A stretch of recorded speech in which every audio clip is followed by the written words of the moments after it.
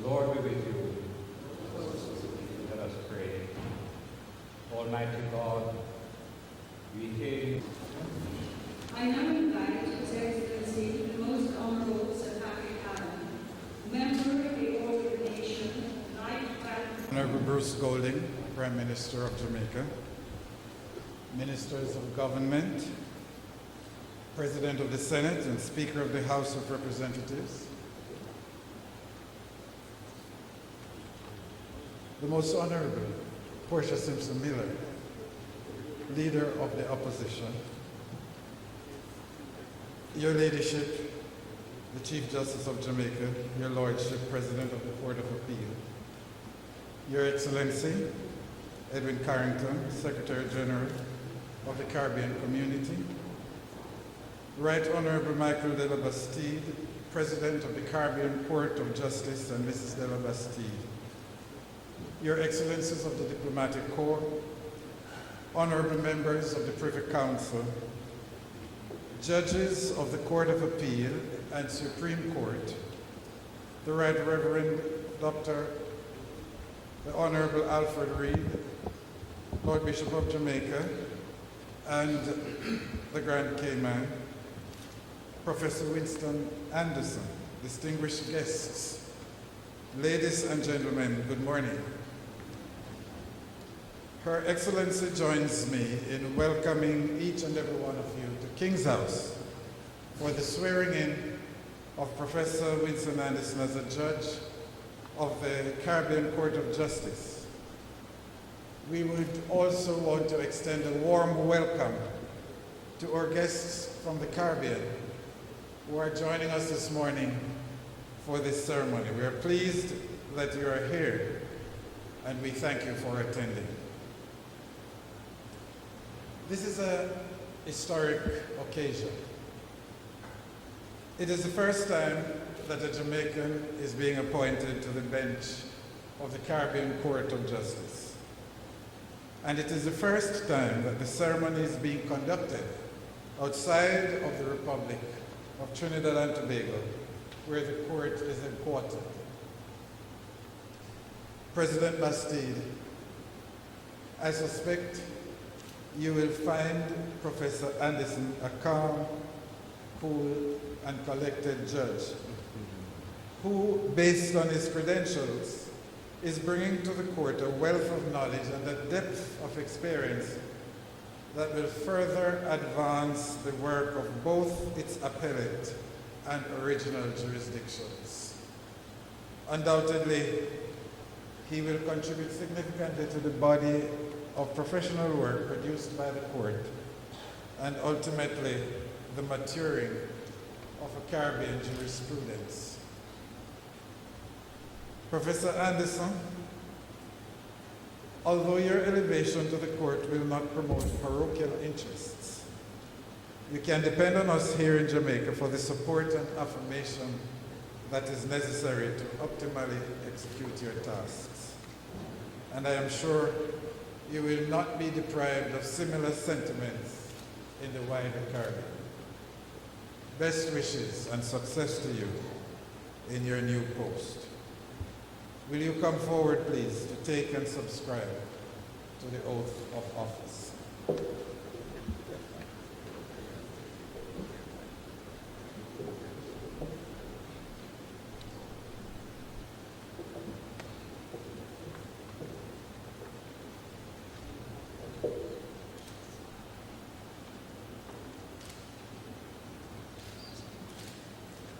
I, W. Charles Anderson, having been appointed as the judge of the Caribbean Court of Justice, do hereby swear that I will faithfully exercise the office of judge of the Caribbean Court of Justice without fear or favor, affection or ill will, and in accordance with the Code of Judicial Conduct. So help me God.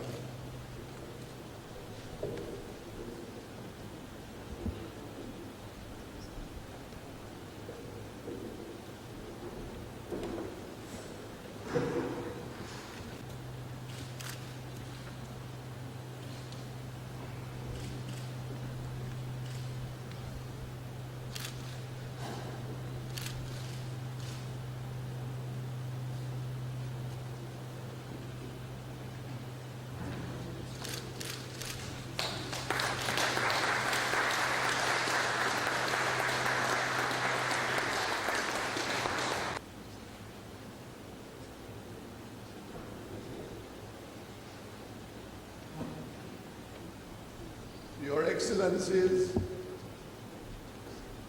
Sir Patrick Allen, Governor General of Jamaica, and Lady Patricia Allen, Honorable Mr. Bruce Golding, Prime Minister of Jamaica, Most Honorable Portia Simpson Miller, Leader of the Opposition, and may I be forgiven if for the other distinguished persons present, I adopt the protocol used by His Excellency. Good morning. I would like to start by thanking His Excellency for having graciously agreed to host this ceremony here this morning and to administer and subscribe the oath of office taken by Professor Anderson on his assumption of the office of Judge of the Caribbean Court of Justice. I would also like to thank the Honorable Prime Minister for his support in arranging to have this ceremony conducted here at King's House with His Excellency administering the oath of office. I should perhaps mention that it is illustrative of the regional character of the Caribbean Court of Justice, which belongs to the whole of CARICOM, that the agreement which establishes the court provides that a new judge of the court may take his or her oath of office before the head of state of any CARICOM country. It was the wish of Professor Anderson that this ceremony should be held, if possible, in Jamaica, so as to enable among other things, to enable members of his family, including his mother, to attend the ceremony.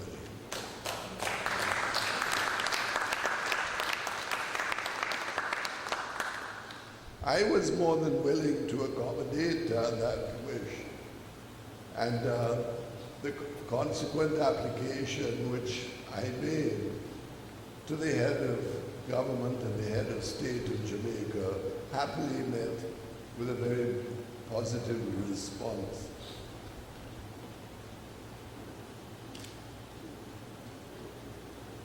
This is a very auspicious occasion. A word which perhaps is overused, but I think the occasion justifies its use in this instance. because Professor Anderson, now Mr. Justice Anderson, is the first Jamaican to have been appointed to the Caribbean Court of Justice. Jamaica has produced so many distinguished jurists that it was obviously only a matter of time before the selection process produced a Jamaican winner.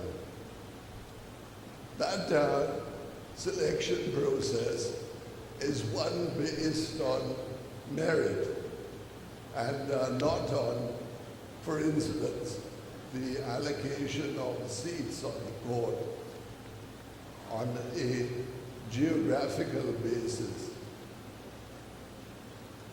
The process is conducted, moreover, by an independent commission, but it is limited to those who, by applying, indicate their availability and their willingness to serve on the Caribbean Court of Justice.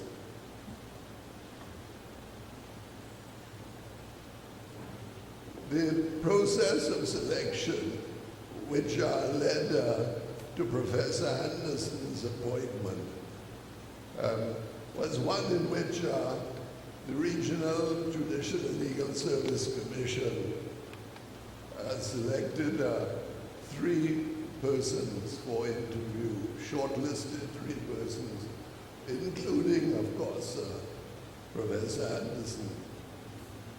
I hope it will be taken as a concession to transparency rather than as a breach of confidentiality.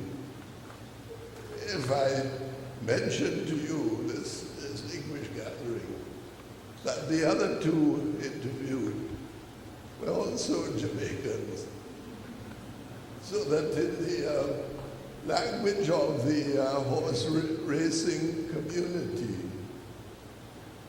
the winning trifecta was Jamaica first, second, and third.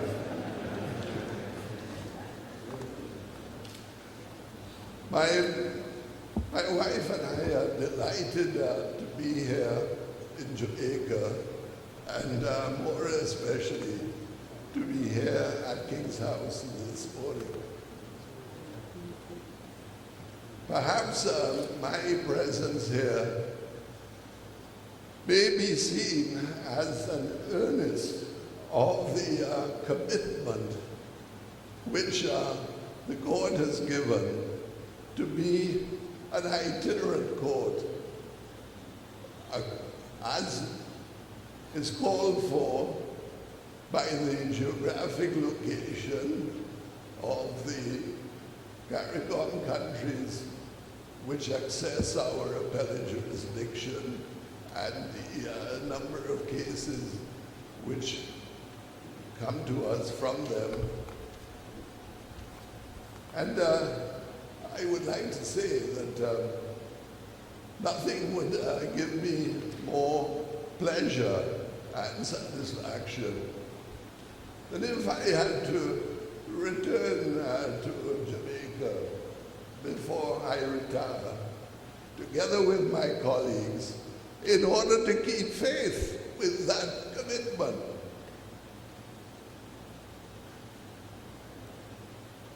I would like to congratulate Professor. I have to remember now that he is no longer just Professor Anderson, he is Mr. Justice Anderson. But that the lawyers will always put in, if they call him Professor Anderson, the suffix "as he then was." But Mr. Justice Anderson, as he now is, I would like to congratulate him on his appointment and to assure him that his colleagues and I look forward with great anticipation to his joining us and to helping us achieve the standards of excellence to which the Caribbean Court of Justice aspires. I would like, in conclusion, to again to thank His Excellency, the Governor General, and Lady Patricia for their hospitality this morning. And I would like to thank the Prime Minister for the support which he and his government have given to the holding of the swearing in Jamaica and the administration of the oath of office by the Governor General of Jamaica. I think that has been entirely fitting and proper in the circumstances, but I am very grateful to them for having made this possible. And finally, I would like to thank all of you present here this morning for having taken the time off to come and be part of this ceremony. Thank you very much.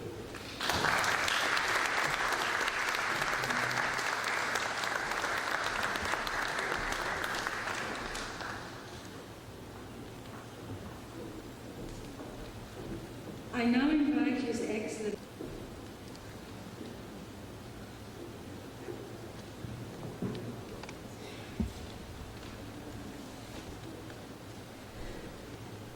His Excellency, the Most Honorable Sir Patrick Allen, ON, GCMC, CD, Governor General of Jamaica, and Lady Allen, the Honorable Bruce Golding, Prime Minister of Jamaica, Honorable Ministers, the Honorable Portia Simpson, Leader of the Opposition, the Right Honorable Justice Michael de la Bastide, President of the Caribbean Court of Justice, other members of the judiciary, Senator the Honorable Dorothy Lightbone, Attorney General of Jamaica, and other members of the Government of Jamaica, family members of Professor, now Justice, not Professor anymore, Mr. Justice Anderson, and special invitees, representatives of the media, other distinguished ladies and gentlemen. It is for me a signal and special honor, indeed a privilege, to have been invited by the Government of Jamaica and the Caribbean Court of Justice to witness today's auspicious occasion, the swearing in of Mr. Justice Winston Charles Anderson as Judge of the Caribbean Court of Justice. The occasion is particularly auspicious as today marks, as was stated before, the first time that a Jamaican national is being elevated to the high judicial office of Judge of the Caribbean Court of Justice, a development for which I have long yearned. With special significance, it is the first time that a swearing-in ceremony for a judge of the CCJ is being conducted in Jamaica. Together for me, as Secretary General of the Caribbean Community, these two hallmarks make for a most joyous conjuncture. It was in March of this year, while attending a meeting here in Jamaica, that I received a telephone call from the Right Honorable Michael de la Bastide, President of the Caribbean Court of Justice, seeking my assistance in ascertaining whether the authorities in Jamaica would be disposed towards the hosting of such a ceremony as this. That we are all gathered here today, ladies and gentlemen, is positive proof of the ready and willing commitment of Jamaica to that end at the very highest levels of the executive and the judicial branches of government, as well as to ensure a more representative composition of the CCJ. Ladies and gentlemen, a prestigious appointment such as this calls for the highest qualification. Mr. Justice Anderson has duly distinguished himself both by scholarship and character.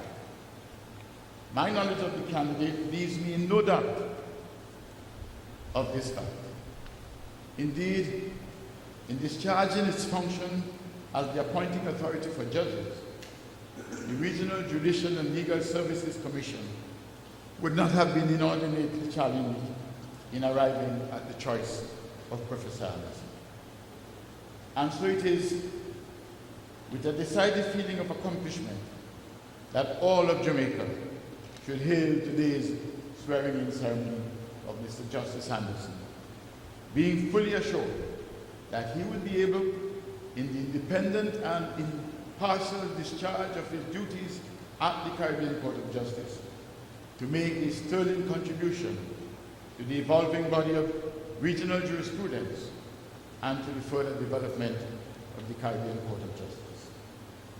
This assurance springs from my awareness of his keen insights and deep knowledge garnered from his professorial days at the University of the West Indies Faculty of Law. His many scholarly publications in the field of private international law, a most complex and intricate branch of the law, I am told, have brought a unique Caribbean perspective to that field of jurisprudence. Professor Anderson has also made an outstanding contribution in the field of environmental law in the Caribbean. Indeed, many in that field in the region, legal practitioners and policymakers alike, have indicated that they have certainly benefited from his impartation of legal scholarship and training in this field. But that is not all. From 2003 until 2006, Professor Anderson left academia and entered the regional service as General Counsel of the Caribbean Community. That's where I had the good fortune to work with him and to benefit from his extraordinary ability. While there, he experienced up close and personal the inner workings of our community, advising the principal organs, including the Conference of Heads of Government, through both written and oral legal opinions, thereby influencing the outcomes and directives that eventually became community policy. Indeed, the formal aspects of the establishment of the Caribbean Court of Justice and the Regional Judicial and Legal Services Commission were actually overseen by General Counsel Anderson. It is this aspect of his formative years, the time spent at the CARICOM Secretariat, more than any, that I believe would have most adequately equipped him for the assumption of the higher office which today's ceremony symbolizes. It is therefore with a sense of personal pride that I take part in today's proceedings for Mr. Justice Anderson swearing in. Beyond that, Jamaica and the wider CARICOM must also share in the pride that attends this moment. Congratulations are most definitely in order, and to the family of Mr. Justice Anderson, both immediate and extended, you are indeed entitled to join with him in cherishing this historic moment. Welcome, Mr. Justice Winston Charles Anderson, the Caribbean Court of Justice.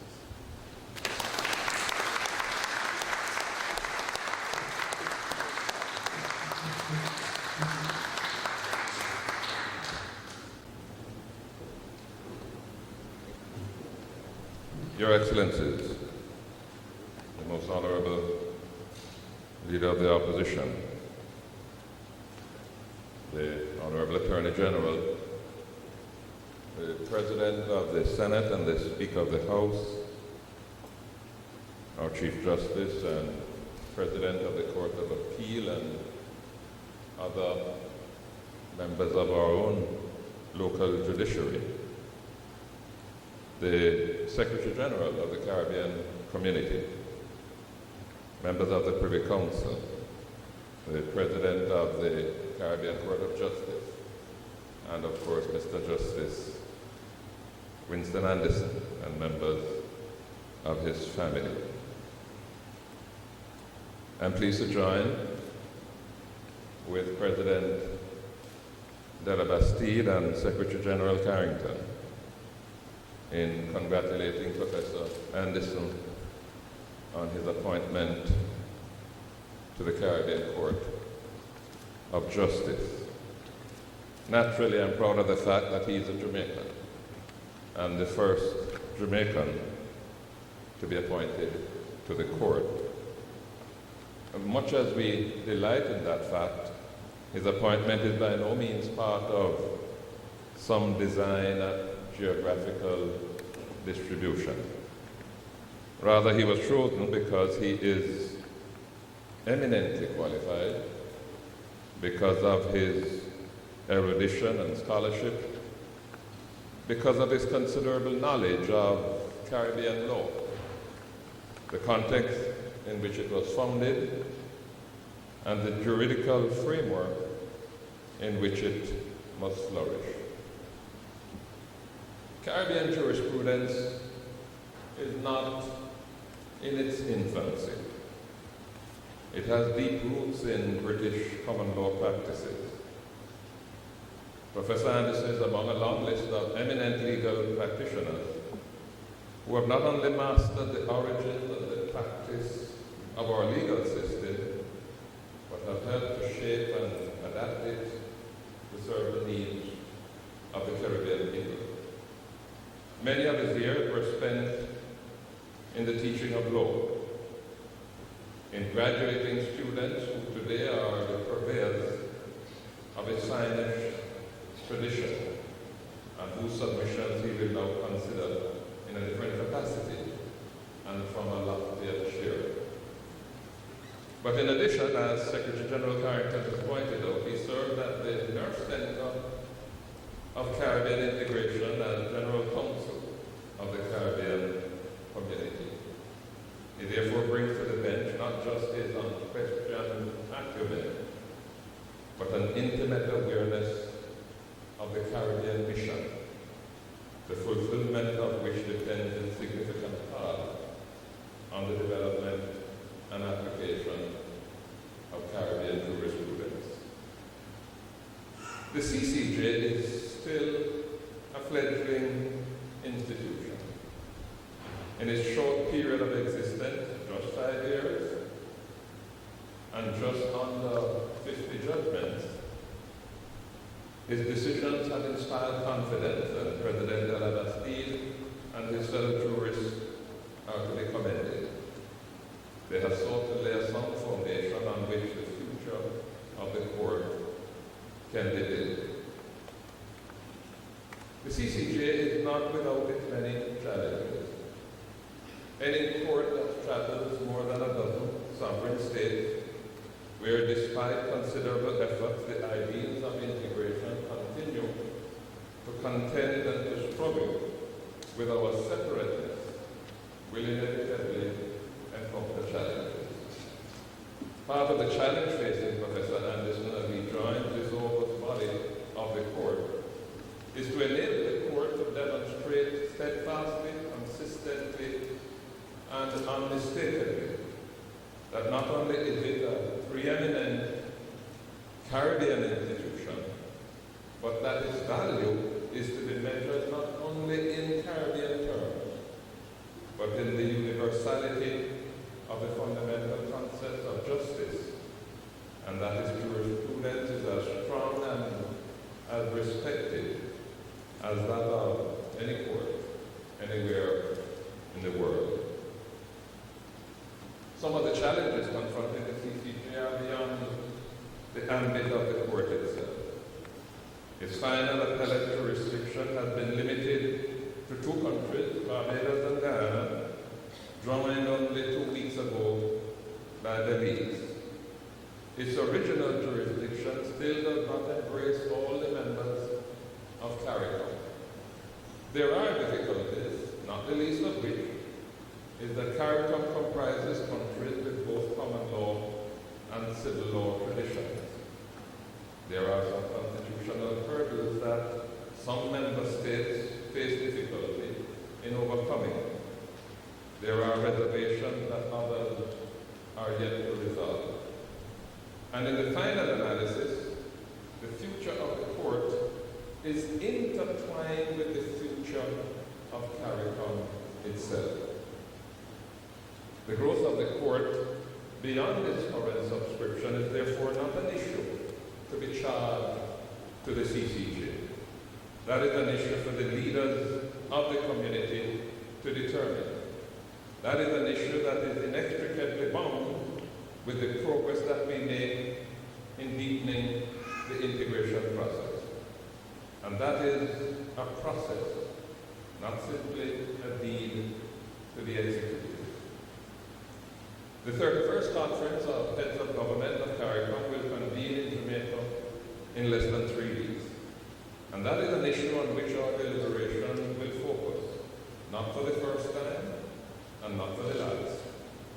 The question is not how many times we discuss the issue. The more important question is how much progress we make after each discussion. In that process, the CCJ, in its few years of existence, has made a valuable contribution. And I have every confidence that Professor Anderson's accession to its benches will enhance that contribution. Once again, my sincere congratulations to you, Mr. Justice Anderson. You have made us proud. Go forward and make us even proud.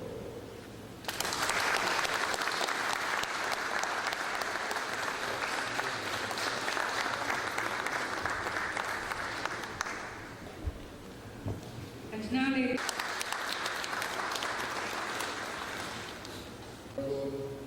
Mr. Bruce Golding, Prime Minister of Jamaica, members of the Cabinet of Jamaica, Most Honorable Mrs. Portia Simpson Miller, Leader of the Opposition, President of the Senate, Speaker of the House of Representatives, His Excellency Edwin Carrington, Secretary General of the Caribbean Community, Right Honorable Michael de Bastide, President of the Caribbean Court of Justice, members of the Diplomatic Corps, Chief Justice and members of the Jamaica Judiciary, members of the Regional Judicial and Legal Services Commission, Right Reverend Dr. the Honorable Alfred Reed, Anglican Bishop of Jamaica and the Cayman Islands, members of the bar, especially invited guests, distinguished ladies and gentlemen.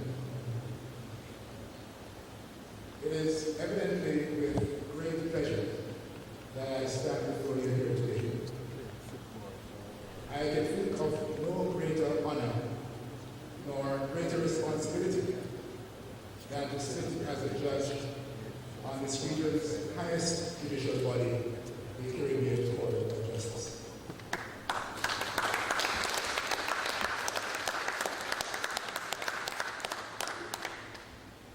I wish to thank the President of the Court, the Right Honorable Michael de Bastide, for agreeing to support my request that the ceremony be held here in Jamaica. I am thrilled that the Prime Minister of Jamaica and the Government of Jamaica found it possible to accede to this request. This has permitted the attendance of my relatives and friends in very, very large numbers. And I thank all of you most sincerely for attending. From the austerity of a rustic upbringing in a rural community in the 1960s, in St. Anne, to secondary education in a school surrounded by depressed inner-city communities in Kingston, to a home in Augustown, St. Andrew. My journey to this moment has been made possible only by the love and support of many who held lamps to my feet so that I would not walk in darkness.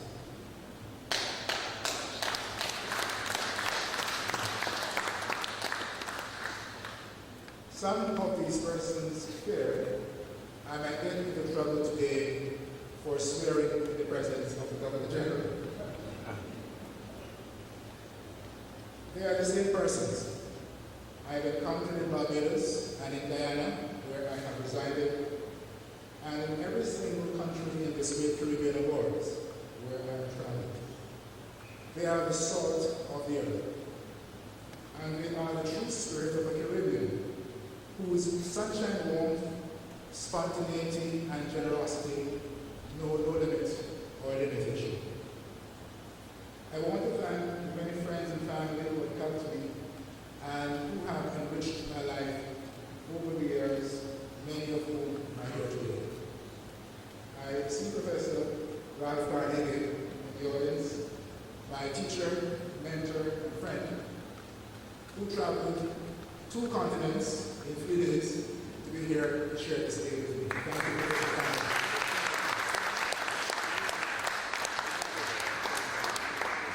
I'm also very pleased to see some of my former students who are now at the Noah Manley Law School.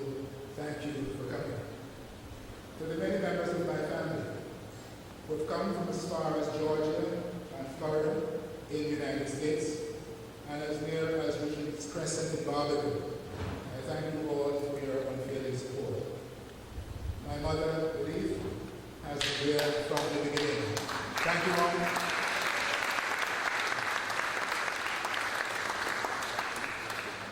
My aunts, Lucille and Gladys, have been inspirations. I've tried to make my immediate family, Sandra and our 3 children, Anissa, Alicia, and Antoine, a top priority, but they've had to put up with some rather odd working hours. I hope conditions are about to improve. I'm sorry that Edwin and Lorraine, my grandparents of blessed memory, could not be physically here today, but in other ways, I am certain that they are. I am the product of 3 narratives that are still being written by this region in the ink of its commitment to juridical self-realization. The first narrative is about assuming political and legislative responsibilities for our societies. When I was born in 1960, 10 British colonists, including Jamaica, formed the ill-fated West Indian Federation, and the final adjudicative body for Caribbean cases was the Privy Council in England. By the time I graduated from the Faculty of Law of the University of the West Indies in 1983, there were 12 fully independent sovereign Caribbean states, all proud members of the United Nations, and their parliaments were making good on their power to make law for the peace, order, and good government of our countries. What has happened in Caribbean law since the first of us achieved independence in 1962 represents significant progress. Each of our constitutions has a Bill of Rights, which recognizes the fundamental rights and freedoms of citizens, including the rights to life, liberty, and protection of private property. Beginning in the 1970s, parliaments have enacted reforms of family law that reduce the gap between legal form and social reality, especially by extending protection to children born out of wedlock and to women in common law unions. From the 1990s, legislation has been adopted to protect the environment and to ensure sustainable use of natural resources. And in more recent times, proceeds of crime statutes provide for the forfeiture of property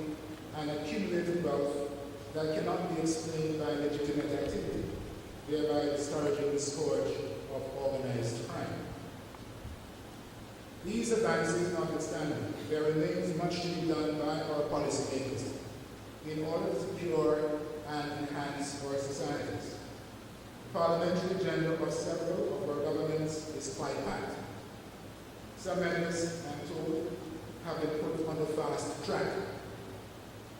This perhaps is a phrase indeed of rebranding in light of the achievements of our world-conquering athletes.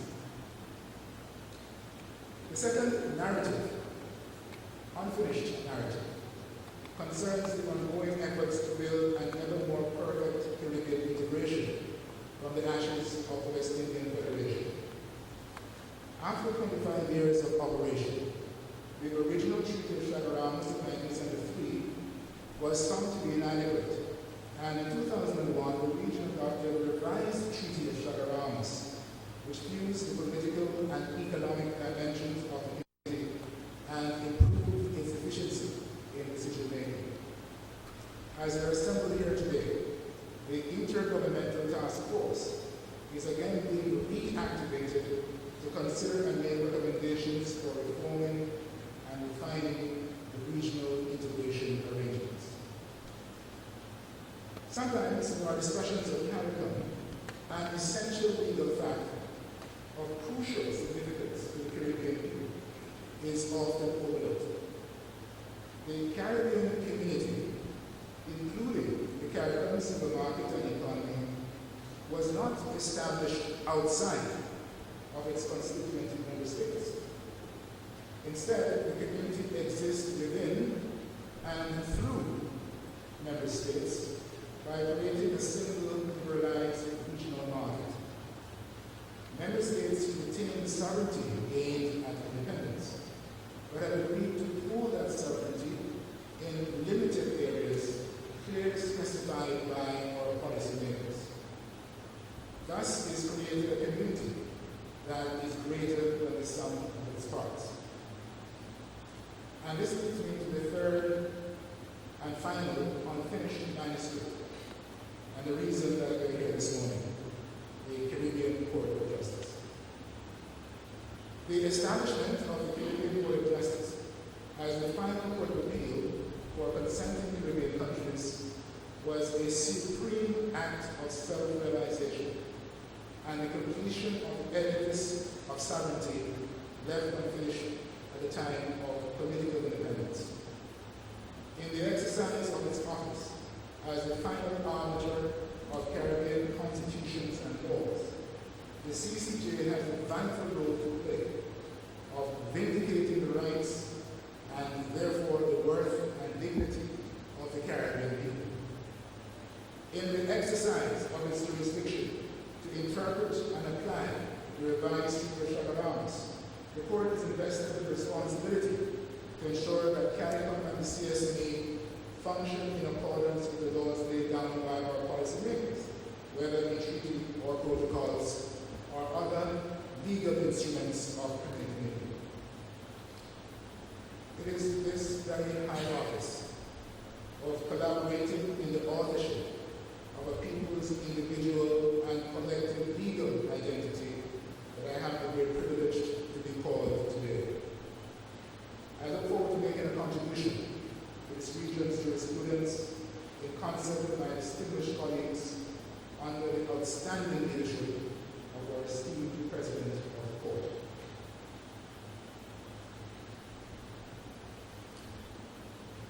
There are not many places in this world of words that a journey such as mine is possible. I shall be forever humbled by the faith of Caribbean people in affording me this opportunity to serve.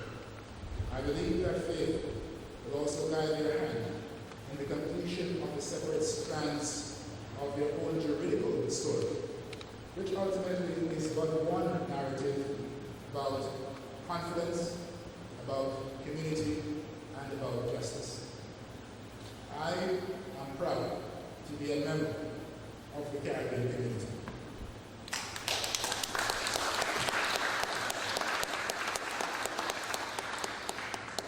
May God bless the Caribbean, and may God bless the people of the Caribbean.